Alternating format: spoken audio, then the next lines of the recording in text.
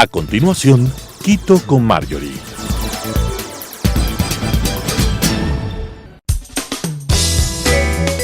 Clasificación A. Apto para todo público.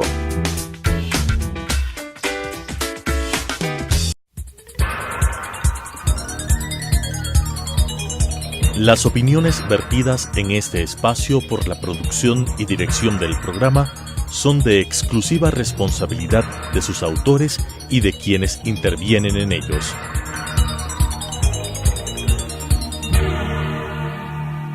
Telesucesos Canal 29 UHF presenta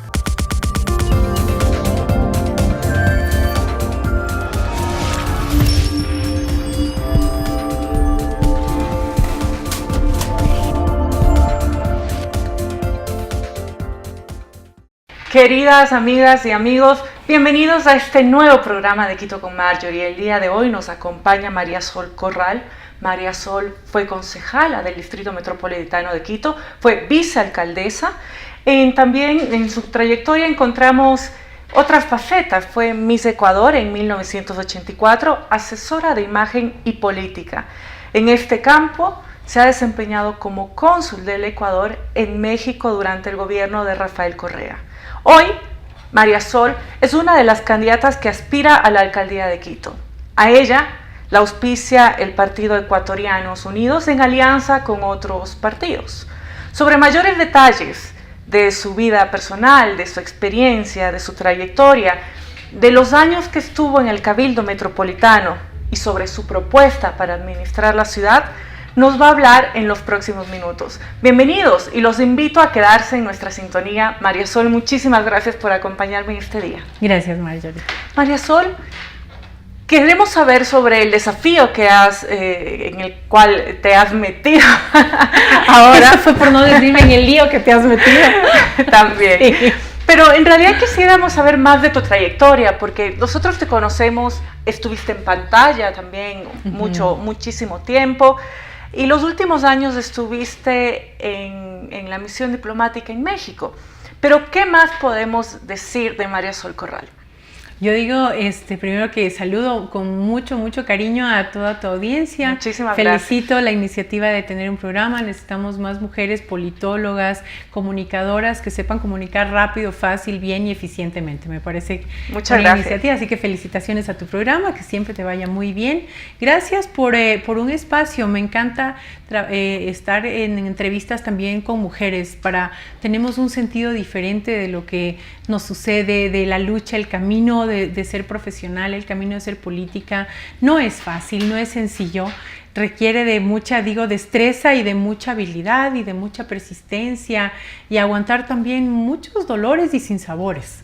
Hay que tener pocas susceptibilidades para estar involucrada en el mundo de la política. Yo creo que por eso hay más varones en la política que mujeres, porque normalmente las mujeres somos muy apasionadas, nos tomamos todo personal, entonces no sabemos desprender la parte emocional de la parte más fría, la parte técnica. Pero eso puede ser un atributo favorable, porque justamente por esta pasión o esta sinceridad en lo que hacemos, quizá la gente confía mucho más porque se da cuenta que son sinceros tus frases, tus discursos y en general tu actividad política, ¿no? Puede ser. Me parece que hay que tener una mezcla importante en aprender a controlar ciertas cosas, porque en la forma de ser personal mía, creo que soy una persona muy pragmática.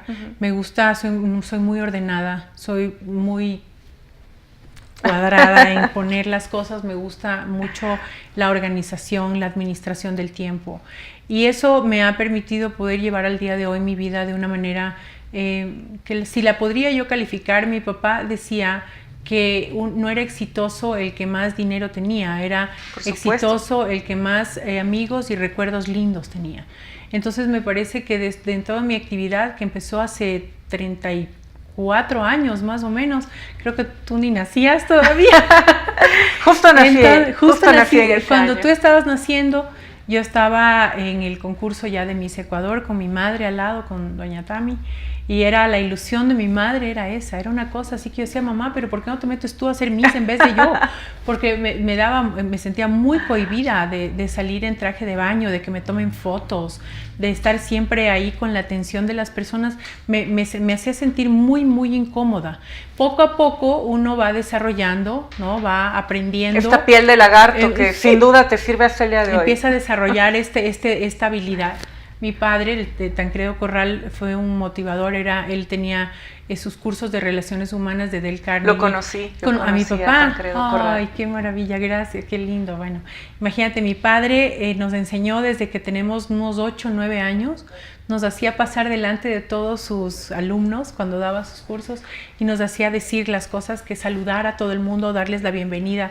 Y eso para nosotros, mis hermanos y yo, decíamos, trágame tierra, no. Entonces, pero él lo consideraba que la comunicación es una parte fundamental del desarrollo de las personas. Entonces decía, tienen que aprender a vencer ese miedo, el miedo y escénico. poder hablar en frente de la gente, porque eso les va a enseñar a todos a hablar de sus cosas, a decir sus necesidades el día de mañana, a poder armar grupos. Entonces para él era muy importante eso. Hasta establecer buenas relaciones, sean estas laborales, personales. Claro, el poder hablar y poder uno comunicarse correctamente me parece que es una de las componentes fundamentales de cualquier personaje, sobre todo público.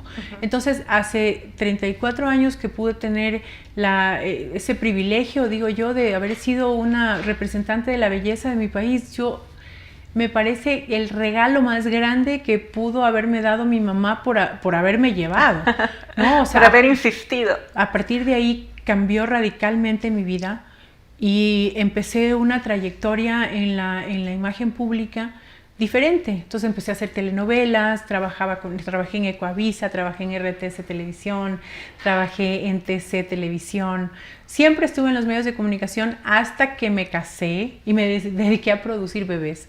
Hice mis 2 muñequitos, yo digo que tengo un par de muñequitos, ella Miranda y él Juan Andrés, que son mexicanos, ecuatorianos. Y a partir de ahí, cuando uno cree que su vida está ya completa y hecha, de pronto las sorpresas que nos da el destino son diferentes. Entonces aprendí lo que es ser una mamá sola. Cuando me separé de mi esposo, también eso tenía unas consecuencias graves. Todavía en la sociedad, sobre todo en la latinoamericana, el tomar una decisión de esas normalmente obliga al compañero a que utilice unas armas de presión diferentes, y generalmente tiene que ver con la economía, con el dinero.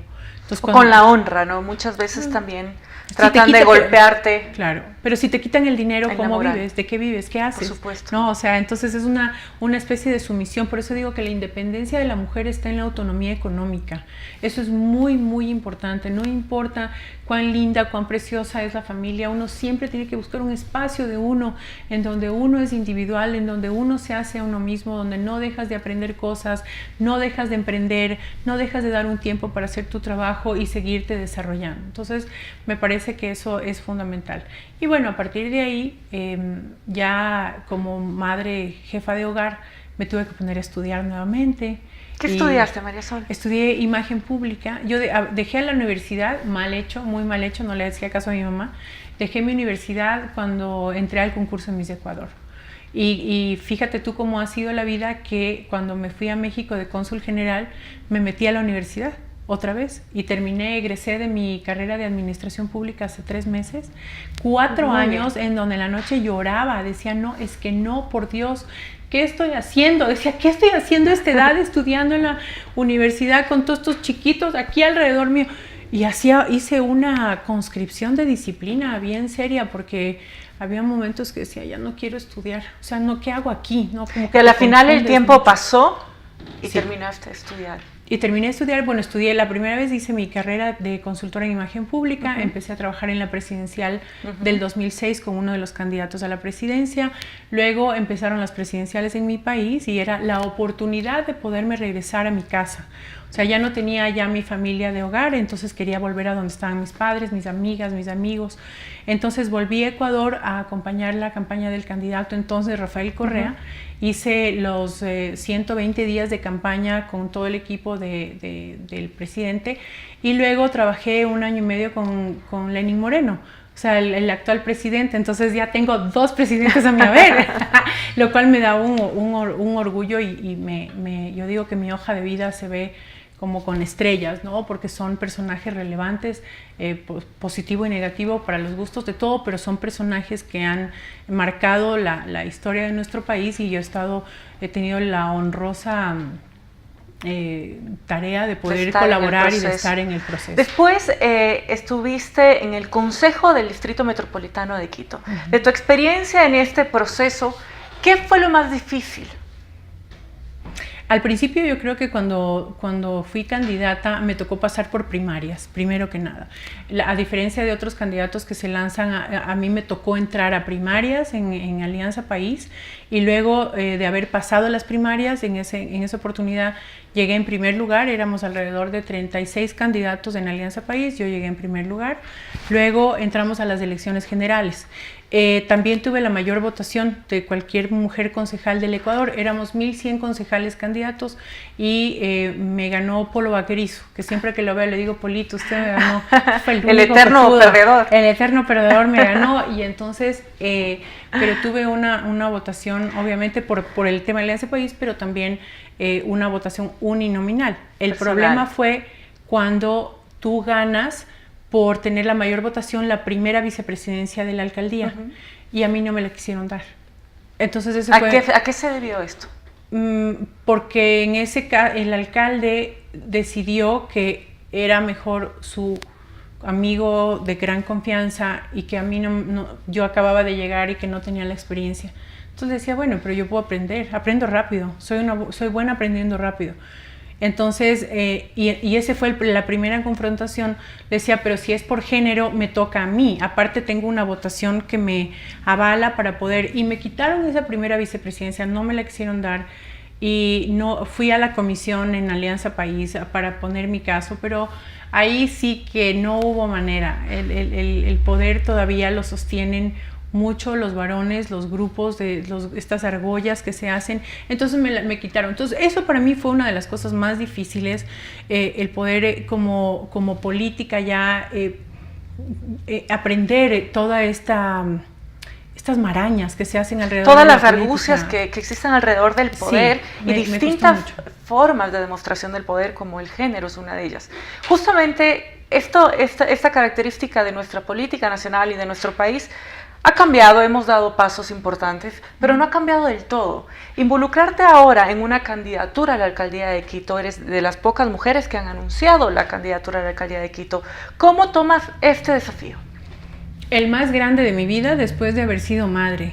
Para mí sería este momento, porque después de la vicealcaldía de Quito y en el momento político que está viviendo nuestra ciudad, que es la capital del Ecuador y es la capital política de nuestro país también, el regresar de la Ciudad de México con una población de 28 millones de habitantes, una de las ciudades más bellas del mundo y más caóticas del mundo, el haber entendido la administración pública como parte de cualquier, o sea, como formación obligatoria de cualquier político en elecciones a trabajos de administración pública, ¿no? Porque muchas veces uno no sabe ni a lo que va, solo va porque está conocido, es famoso. Entonces, en este momento me parece a mí que la ciudad necesita una visión y una mano de mujer. Lo digo con toda transparencia. Pienso que al día de hoy no ha habido el liderazgo suficiente para poder trabajar en una ciudad más humana, una ciudad más segura para las mujeres, para los niños, para los adultos, un transporte que no tiene una visión de este complemento de lo que significamos las mujeres del día de hoy en todos los sectores productivos. Entonces, el hecho de que no estemos completamente complementados hace una gran diferencia en nuestra ciudad para nosotros. nosotras. Y queremos finalmente una ciudad que pueda tener una imagen más humana, una imagen más suave, una imagen más de consensos, más de unión, un liderazgo que nos permita, a través de las políticas públicas, a través de la forma de administrar, tener una ciudad mucho más vivible para los quiteños. De acuerdo, hablamos mucho de una ciudad inclusiva y el término se está manejando mucho, ¿no? Pero ¿por qué no empezamos por hacerla inclusiva entre hombres y mujeres, ¿no? Exactamente, me encanta lo que acabas de decir. O sea, el complemento, y cuando traten en el camino, vean y traten de encasillarme con un tema de perversión y de odio hacia los varones, no es así. O sea, eso te iba a decir, porque justamente manejar en campaña este discurso de género puede ser un poco arriesgado, pero hablamos de tu sinceridad cuando iniciamos el programa y me parece bien que lo enfoques de esta manera, pero tú que conoces muy bien la imagen política, ¿no es un poco arriesgado hacerlo? Es decir, hablar del tema de género de frente, con el riesgo de que el elector no entienda a fondo el mensaje, si no se quede solo en la primera parte. Mi responsabilidad será hacerme comprender correctamente, eficientemente, comunicar bien. Lo que quisiera siempre dejar, Marjorie, a los teleaudientes es que en mí siempre van a ver una mujer transparente. No tengo ningún problema en decir las cosas que me gustan y las que no me gustan. No tengo ningún problema por pelear por lo que quiero, por lo que lucho. Creo que la mujer hoy día tiene una gran oportunidad, que si somos valientes y tomamos decisiones, podemos hacer un cambio en nuestra ciudad, que necesitamos unos grandes valores de cultura, de reforma de la cultura, de nuestra manera de actuar con la ciudad, y tal vez las mujeres tenemos o podemos poner un liderazgo, porque somos madres. Nosotras somos quienes administramos la vida de nuestros hijos, somos quienes administramos nuestras propias vidas. ¿Quién administra la casa? Y si es que vemos a Quito como una gran casa que como necesita, una gran familia, y necesita mucha ayuda. O sea, Quito en este momento necesita toda la ayuda que pueda tener. Respecto al partido que te está auspiciando la candidatura y respecto al abanico de partidos políticos, en el país tenemos, María Sol, 278 organizaciones políticas habilitadas para este proceso electoral. ¿Crees tú que se debe a que los partidos políticos reflejan el fraccionamiento de la ciudad, o a que los políticos, los líderes políticos no son capaces de ponerse de acuerdo y generar coaliciones de manera que la gente no disperse tanto el voto? ¿O a qué crees que se debe y por qué has elegido el Partido Ecuatoriana Unidos? Me parece que estamos en una profunda crisis en este momento, una crisis de identidad, estamos en una crisis de política. El hecho de que hayan los 270 movimientos y partidos hoy día aprobados, si bien es cierto que es un símbolo de la democracia, también pienso que deben haber unas reglas claras para contender en unas elecciones. ¿Qué va a pasar? Y la atomización es una estrategia, no sé de quién todavía, pero es una estrategia, porque lo que hace es que confunde al electorado, ¿no? Y puede delegitimar al que resulte ganador, porque si tenemos un ganador con un 18%, realmente es una parte muy pequeña de la sociedad. Yo digo que estos poderes fácticos, que son fácticos porque están ahí y nadie bien sabe qué son, ¿no? Pero si lo que haces es, tú dices, a ver, tengo un candidato que hoy día lleva haciendo campaña desde hace alrededor de 5 años, más o menos, ¿no? Candidato a la presidencia, candidato a la asamblea, 2 veces alcalde de Quito. Entonces dices, bueno, con el porcentaje, hoy el 30% de la ciudadanía sabe que hay elecciones, el otro 70% no sabe que hay elecciones. En ese 70% están sobre todo los millennials y mucha de la clase trabajadora popular de nuestra ciudad. En ese 30% hay un 30% de conocimiento y de intención de voto al que se ha postulado desde hace un año como el contendor a la alcaldía de Quito, que sería el general.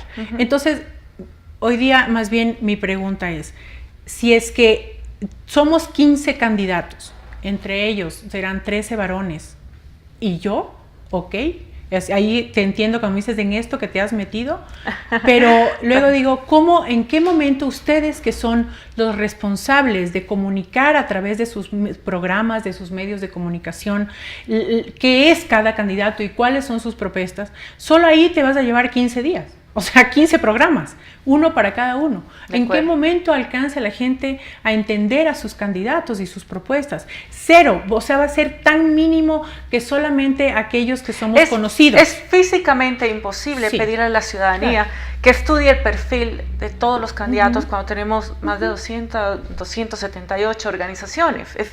Realmente es una utopía, es imposible. Además, que no todos tienen la acogida en los medios de comunicación, ¿no? Siempre encontramos desigualdades en esto. ¿Cómo vas a manejar tu pre-campaña, los pocos días que quedan, tu campaña, venciendo estas y otras adversidades que vas a encontrar en el camino? Me parece que en la ciudad, en el momento que vivimos en Quito, necesita gente con experiencia. Eso sí sería como el primer requisito. Y como lo dijiste, tu experiencia en la administración pública. Correcto. Y con formación académica es necesaria. También. En este momento todo suma a un buen líder de la ciudad. Que tenemos o a muchos una buena líder empresarios, tenemos gente académicamente preparada, pero muy jóvenes, sin experiencia. ¿Qué nos puedes decir tú al respecto? Hagamos un ejemplo. El Consejo Metropolitano de Quito, en su peor momento, es este. O sea, concejales con grilletes cuestionados, que en otro momento no hubiera pasado yo me acuerdo que en mi periodo en el 2009. Solamente se encontró a un concejal alterno cruzando el aeropuerto con $100,000, no sé si tú recuerdas, cuando al día siguiente destituimos al concejal del consejo por votación unánime.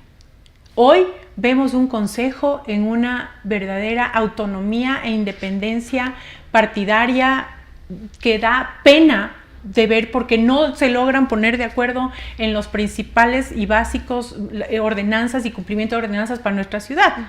Entonces, eso me parece un desastre. Hay que saber, haber estado de concejal, haber hecho ordenanzas, saber cómo funciona un consejo metropolitano, saber cómo funciona la organización estructural del municipio de Quito. Como presidenta de la Comisión de Presupuesto, entiendes los ingresos, la deuda, el financiamiento de la deuda y la amortización de nuestra ciudad. Hay que entender los grandes proyectos de Quito y cómo sectorizas el presupuesto de la ciudad. Entonces, si no tienes esa experiencia, ¿cómo vas a entrar a aprender durante los primeros 100 días? Vas a entrar al municipio a aprender. Pero en este proceso no vas a estar sola, Marisol. No. ¿Quién conforma tu equipo de trabajo? ¿Lo tienes más o menos establecido? Sí, tengo unos hombres valientes que no tienen miedo y tengo unas mujeres extraordinarias. La mayoría son funcionarios que han estado en diferentes entidades públicas. Tengo una ex viceministra de Ambiente, tengo una ex viceministra del Senacit, tengo un ex gerente de movilidad. Entonces estamos conformando un equipo de expertos profesionales porque no somos todólogos. ¿Sí? El saber cómo funciona el municipio de Quito, requisito número 1. El estar preparado y formado, requisito número 2. Saber comunicar adecuadamente y eficientemente a la comunidad, requisito número 3. Conocer nuestra ciudad, requisito número 4. Y rodearte de un equipo honesto y con experiencia es fundamental para quien llegue, y si no, veamos lo que ha sucedido en 4 años en nuestra ciudad. ¿Cuáles serían los puntos más neurálgicos de tu programa de gobierno?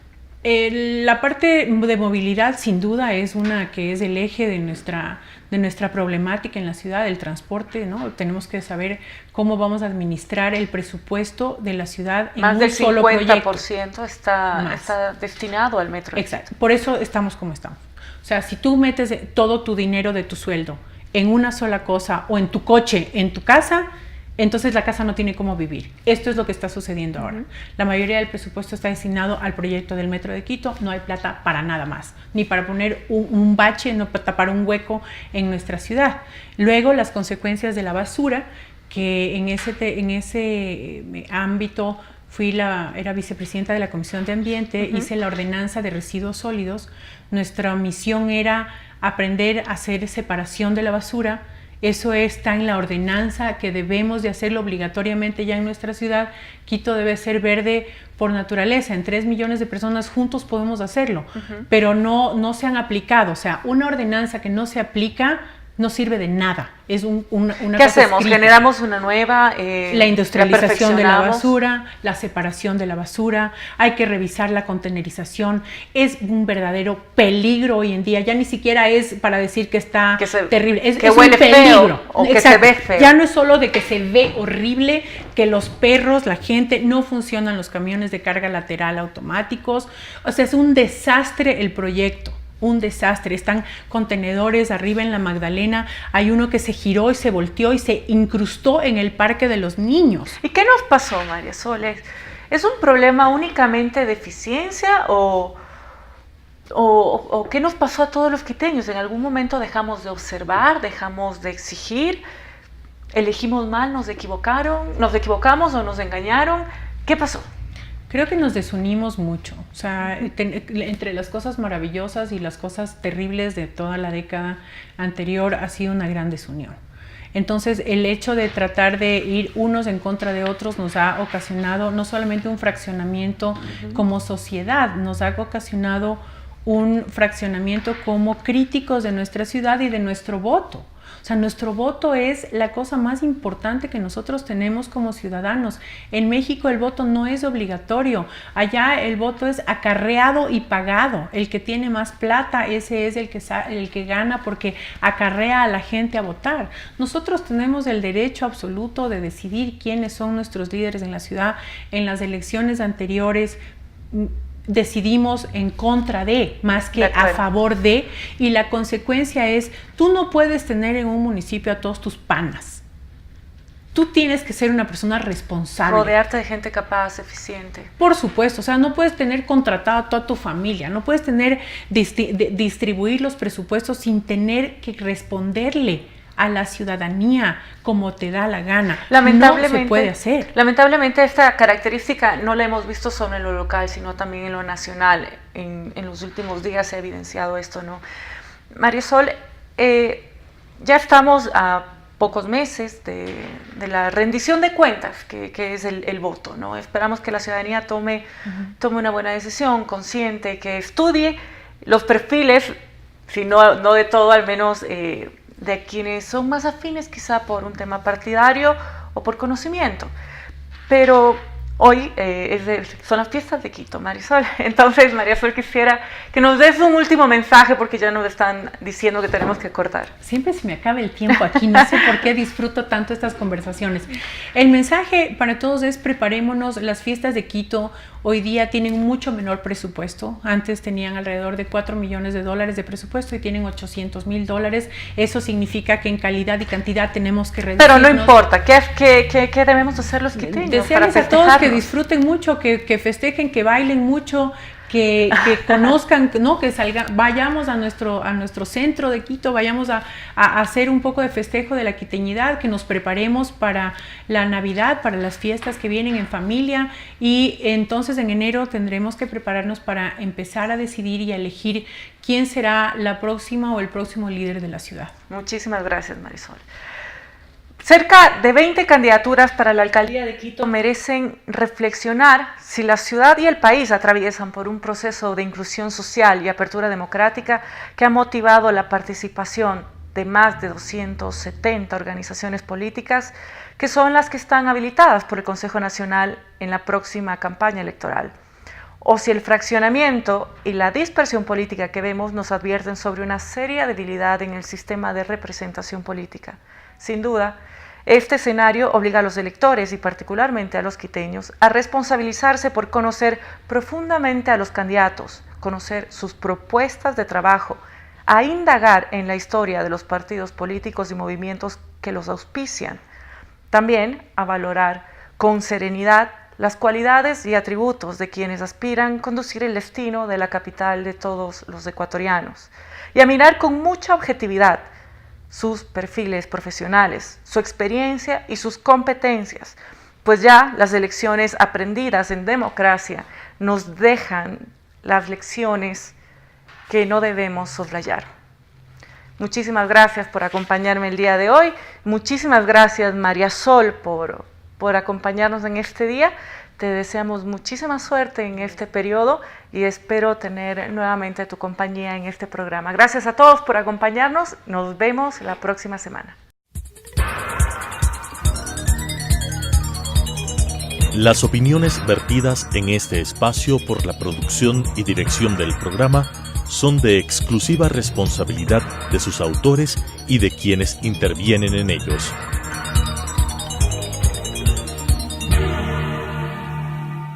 Telesucesos, Canal 29, UHF presentó